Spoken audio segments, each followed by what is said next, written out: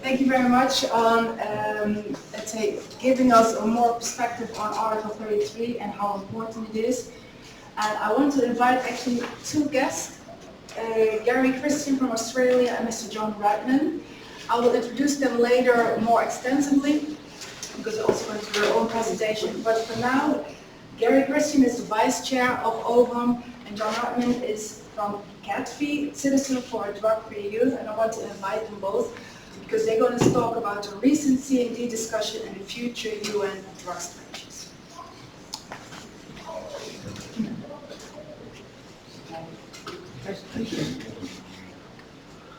We only have one mic, so maybe you need to switch, or... Yes, I can have two slides.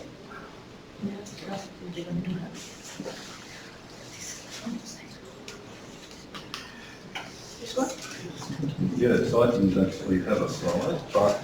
This one or this one? No, did you have a slide for this discussion at all, John?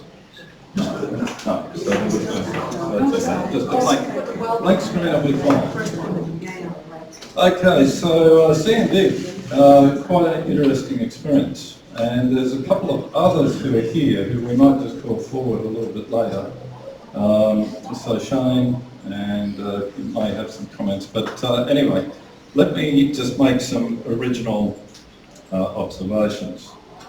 And back when I was at the CND last year, I wrote a two-page report which I distributed to OVAM and I distributed to other players in the prevention side of things.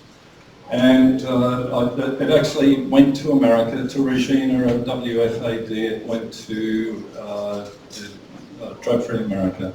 So a number of people read this report. My observation was last year that the prevention side of the drug policy divide actually has all the arguments. When it comes to a debate, we hold every card, not just some of the cards, we hold every card of a winning hand. Now, you may think that's extreme, but let me back that up when I get to my presentation a little bit later. And I felt that the prevention side was lacking in knowledge of the strength of its arguments. And somehow they hadn't focused on the failure of harm reduction, which is a major thing. They seemed to be rather impressed by harm reduction and felt that they could not go up against that as this monolithic drug policy, when in actual fact, I will show shortly after lunch that it's an emperor that has no clothes. It's basically smoke and mirrors, and we'll show that very, very rigorously at the same time. So that was my observation. The preventionists don't feel that they can do anything. They can't be on the offence for prevention. They're always basically either on the defence or it's just, we go along to get along with each other and we don't try to do anything about the other side. And so that was my observation back then. So coming into this CND, having read Stefan's paper and done a pretty close reading of it, I said to Stefan before, I said, I want to master that document. And I got to understand the arguments. I actually believe that Stefan's argument is invincible. All right, so you take the treaties as they stand and you deduce every argument from there. It is a solid deduction. There is no other thing brought in other than deduction. And that means that if you're in a debate, you are invincible in a debate if you take that angle up against legalisation, harm reduction, decriminalisation. I can't see any chink in there for any person to be able to, take any opposite view to what is said there. So going into the CND this year, I decided that I was going to go to sessions that were run by the legalisation lobby and the decriminalisation lobby. Over half of the sessions that I went to, I went to with an express idea in mind, and that was I would have my hand up first when it came time for questions. Most everyone had time for questions. And I put the question that Stefan has put up there. How can you reconcile the rights of the child with legalisation when, and I just went through the argument short, in short, and it was only a couple of sentences. In each case, there was silence. Nobody knew how to answer the argument. Now, I did in one session go into a cannabis session and I asked what is called an empirical question rather than a straight deduction question, as Stefan had up there. And it was just talking about, the state of Oregon and its failure with decriminalisation. And sorry, it wasn't cannabis, it was decriminalisation. And the lady who was moderating the session, she came back with an answer, and it was basically a lie, which, just to cover save face in front of people. But it showed to me that the best way for us as provincial agencies to go is to go this track, the rights of the child. There is no answer that they can logically give. I went to 2 sessions that were run by the High Commission on Human Rights. In each case, they had somebody fairly high up in their department, within that agency, who was in the room. And of course, in both of those sessions, I put up my hand, got the first question, and asked it to only get, sort of stunned silence. Nobody could answer my question. And so I went to these High Commission guys later and asked them, what do you think about the question? Do you have an answer? And both of them had pretty much exactly the same behaviour. They laughed. They laughed and they just tried to dismiss me, and they just, shook their heads and tried to walk away. So essentially, they don't have anything to offer, and I think that's what we found. So interesting experience, and John, I just want to take your observations of what you saw. Well, thank you very much, and I also want to thank you for that presentation. And I've been working at the Vienna CND since 2008, beyond 2008, and as a newbie then, and this is when I became involved and known of the Commission on the Rights of the Child. It was around then, 2009, that there was in California a bill that was going before the Assembly in California. But you got to realize why California is important. San Francisco, we have 58 counties in the state of California. San Francisco is unique in all the other counties of California in that the boundaries of the county are the same as the boundaries of the city. Whereas in San Diego, where I was working, we had the boundary of the county, and yet there are 17 cities within that. So in San Francisco, it's combined, and their government is combined, unlike any other county in California, meaning that they combine the county board of supervisors with the city council.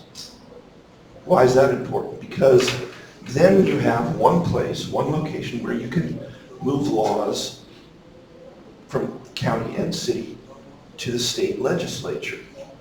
George Soros knows that, and he spent $13 million to an organization in California to get the assembly member there, that's the assembly member for the entire county and for the entire city, work on that and move that to Sacramento, which then to the United States or to the United Nations. It is his boiling point. It's where he works on. So, having dealt with the legalization of marijuana in 2009, and I had done with that in cities in 2005, but 2009, seeing that, and then it failed because it's always harder legislatively to move things. Well, in California, we have a direct vote of the people, which under our Constitution of the United States is illegal, but that's another story. So you can go a direct vote to the people, and then you pass laws based off bumper stickers. And And I was wondering how, looking at, and I had to debate all of these. We had lost every single legalization piece that had come before us since it started. How were we going to win? And in 2010, we won for the first time ever, because I went to a firm, a policy firm, and had them take us on. And they knew how to move forward. So I learned so much. Then going to the United Nations, what was the issue? And I saw some of the same things that was going on in San Francisco in Vienna. And I started to look into that. Why? Why was it? Well, same guy, open society, working on these issues. Why? And so delving into the history of that, it was George, when the Berlin Wall fell, George Herbert Walker Bush announced a new world order. You remember that, Dave? The new world, what did that mean? George Soros was tickled pink, thought borders were coming down, and what he thought was a whole new transition could work on the world, open borders, all this stuff, through NATO. NATO? How? What part of George Soros would be attached to NATO in any way, shape, or form? But he thought he could get into NATO and change the world. Well, going into NATO, obviously nothing happened. He's not part of the country. He's not part of the military. That failed.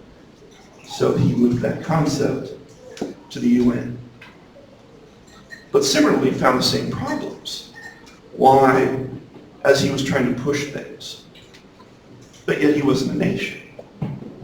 However, there was this concept of peace where he could move information and move policy and move thought through NGOs, non-governmental organizations. So he spent money in different parts of the world, Africa on AIDS, other places on human rights, other places on drug policy, and used those to bring it to the United Nations to move his concepts forward. And that's where we start getting the tear down of the Commission on the Rights of the Child and other issues. And I've been seeing this. So, and I'm going to be talking more about this later. So, I work for, and still do, part-time, but for 25 years I've worked for the high-intensity drug trafficking area, which Dave knows very well. And I was the director of demand reduction for that in San Diego, then eventually for all the HIDAs in California, then along the border. And by 2016, I was tired and I wanted to retire. I wanted to go away and not deal with any of this. And work on my ranch and push the little cattle around and be done with all of it. Unfortunately, all of us have the same problem. Our passion. It is our greatest strength and our greatest weakness. So in 2017, I moved out there. By 2018, there's these questions and conversations. And a friend of mine called me up and said, looks like the World Health Organization, through the ECDD, is going to review marijuana. Because for the conventions. Never been reviewed before, just been put in there, they're going to review it. So I said, okay, I really just want to stay home. Go and take a look at it for us, please. I did, and I was shocked by some of the things that I heard. And I knew that it was going to come out in 2019, so a group of us got together, we sat down, and we prepared an intervention paper, an argument to what they were going to do, which was essentially minimize, almost decriminalize marijuana throughout the world. The World Health Organization, the committee who's in charge of science. So they came out by saying, here's what we want to do.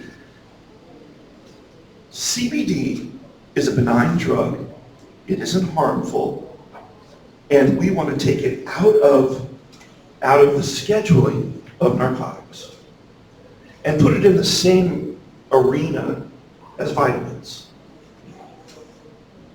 In addition to that, we're going to allow a certain amount of THC to be in it because it's so hard to keep it out. And we're going to allow 2% to be there in that CBD on a shelf in a health store. And what did that mean? What that meant was, and they said, just to go back a moment, what they said was, we're going to allow this because it is the same thing that GW Pharmaceuticals has researched and allowed through the FDA. To which, through my job at the HIDA, GW started coming to our conferences. We had in our HIDA the National Marijuana Initiative Task Force, along with the Meth and Pharmaceutical Task Force. Because of those national ones, I was the director of demand reduction for both of those as well. And members of GW started to come to our conference to see what our issues were, and they started talking to us about what they were doing, which I was completely against everything and anything that they would even talk about. But I did sit down and started to realize if it was going to happen, if they were going to try to make a medicine, they were at least doing it the right way, going through the FDA. What's that mean? Yeah, you still have 10 minutes. 10 minutes? Means you're on a roll. I thought I had like a minute left and I was going to sit down. So, I said, is this true? I knew the person, I knew the second person in charge of GW. I said, is this true? She said, John, it is not true. What the World Health Organization is saying about our research is not true. Am I being filmed right now? Yes. Okay, I'm going to hold on that, then I'll tell you more outside. Suffice to say that the WHO knew it. They knew it to not be true. So why would the scientific body of the United Nations put forth something on marijuana and knowingly not be true? Interesting, right? So I created, very disturbing. So I created a paper, an intervention, an argument, knowing that they were going to look at this and vote on it. So in 2019, they presented this paper to the CND. I had written a paper against it, and I got it to a friend of mine who was on the CND, and they wanted to vote on it quickly. Just, this is what we think. The WHO thinks this, vote on it and get it done. And my paper went before the CND, and it had enough questions to put it on hold. That's our strength. You're absolutely right. You're absolutely right. We hold the facts. We hold the knowledge. We hold the truth. And if you have lies, questions, the more you can hold off on it, the more the facts come out. And the more, so if you can put as much time into it as possible, it eventually will tear down, but it takes time. Lies go around the world at the speed of light. Truth takes a little longer, takes a lot longer. So I put that forth and they went, let's put that on hold. Now I have time. And I had 2 years eventually to get that word out and get it done. And eventually there were 6 issues that they put forth. Only one minor one passed. But these 6 issues, the 5th one was the most important. Why? Because remember that 2%? What really happened was the FDA said, okay, GW, if you're going to make a medicine, you can have not 2%, 0.15%. Not 2. So what they did was they rounded it up, except the FDA came back through this research and said, you can't have 0.15, 0.1. So it was half of what the WHO was recommending. Half. Except that was in what's called the pharmaceutical active ingredient. Just like NyQuil, they have the active ingredient in NyQuil, the throat stuff. But it's suspended in whatever, alcohol, water, whatever, any pharmaceutical medicine is diluted with. So then that dilution was 10 times. It was diluted 10 times. So now it's not just, it's 100 times from that 0.1, except from what the UN, the WHO was recommending, 200 times less, and therefore 200 times more than what the FDA would recommend would be okay for human consumption in a medicine. 200 times. You take that recommendation of the WHO, you put it in CBD suspension, you take it out of the drug scheduling, you put it on the shelf in a health food store, and in that small vial, which now has no regulations of age restrictions or anything, and you go buy it. That now I'm getting good. Okay. Then you take it, a high school kid can now take that vial of CBD with that much THC and get intoxicated 17 times. That was what the WHO was recommending. Oh, wow. That was what they were recommending. So either I stop it, either I go home to my ranch, or damn it, I come out of semi-retirement and fight it. So I did that. Then other issues came, and I started to look at this Soros stuff and how it was involved with the CND.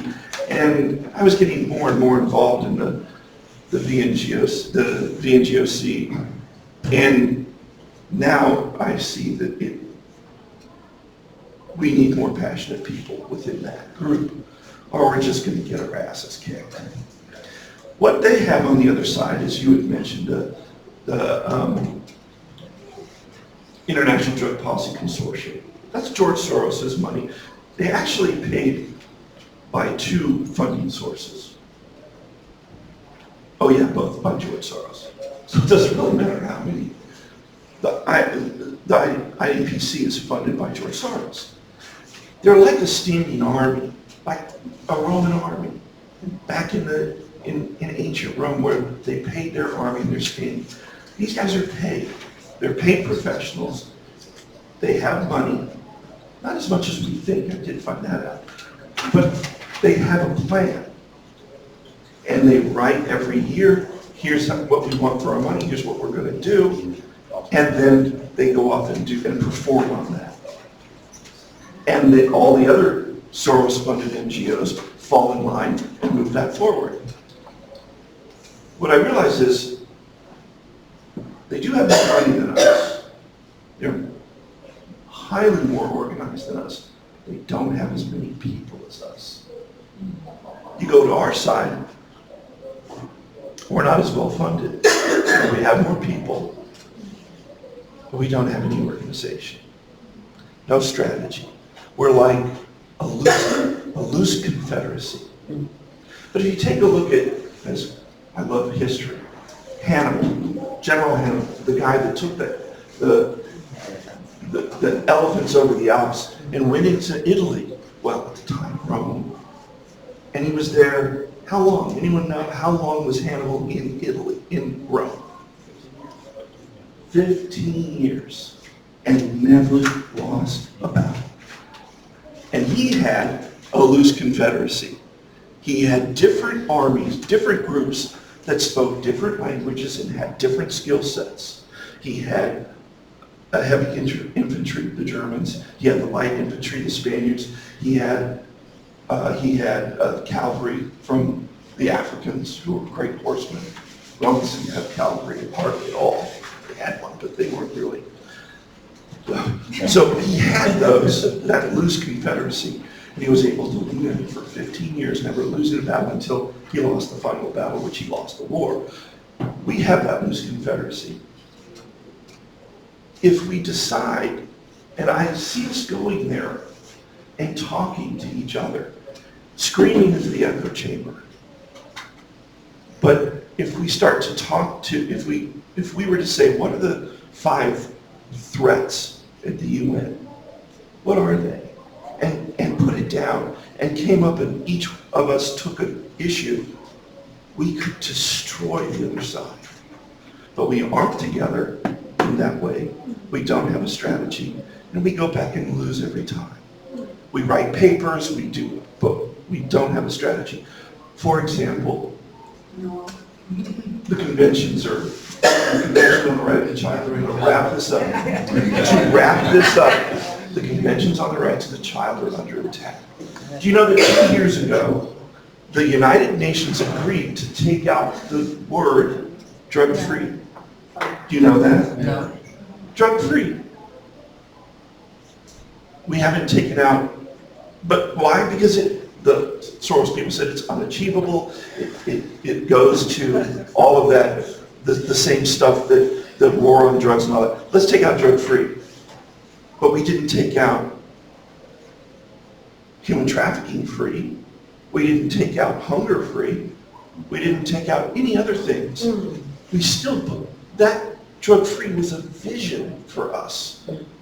To an achievable, we will work on that till it's done. We'll work on stopping hunger. We'll work on stopping human slavery. We'll work on stopping human prostitution. Let's stop that.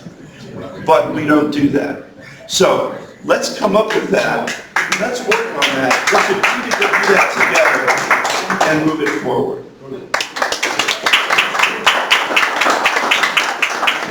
Thanks very much. I'm out of time.